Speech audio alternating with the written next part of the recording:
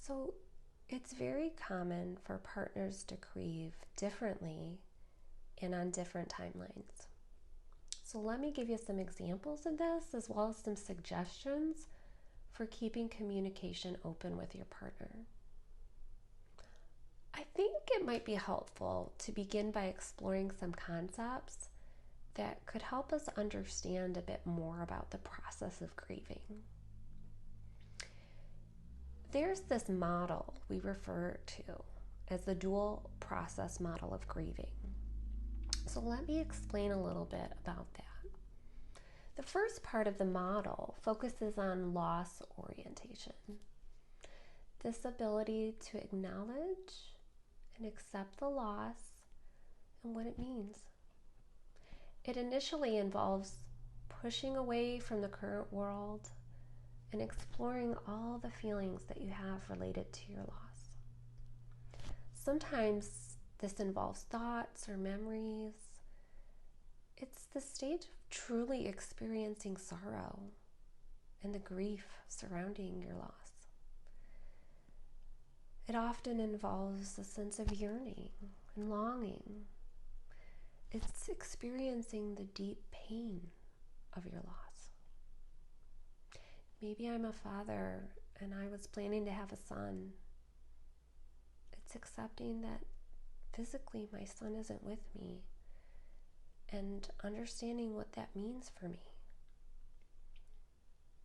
It includes acknowledging all the experiences that I planned to have and who I saw myself to be. There's a lot of sadness in this grief and loss orientation.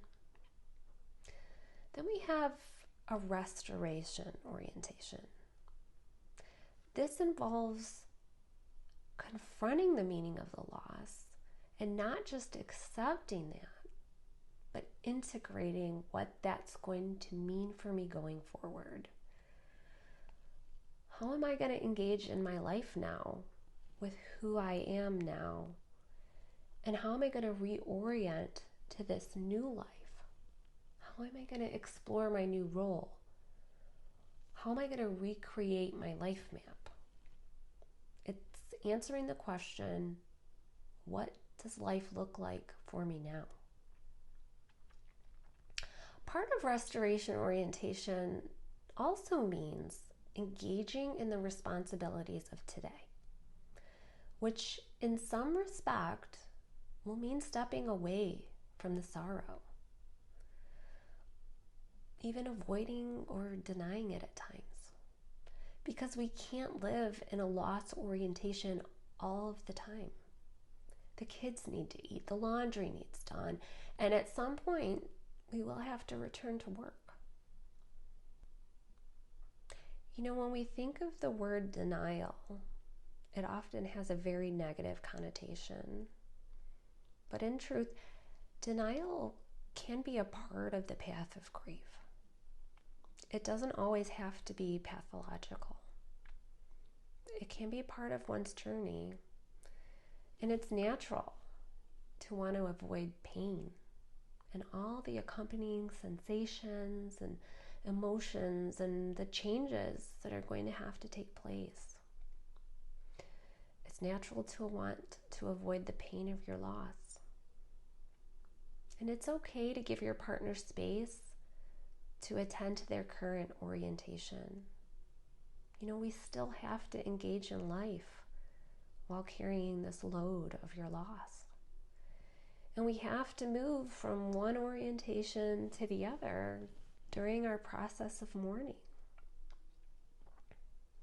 Our partner might tell us, I can't approach this loss orientation right now.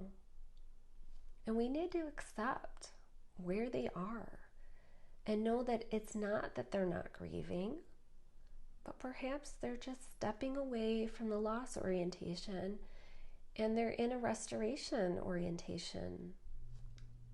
The goal is never to resolve our partner's feelings, but rather to walk alongside them and help them realize and recreate their anticipated trajectory by just listening by being present with them in their grief as they begin to understand themselves. It's really about recreating an individual and shared anticipated trajectory.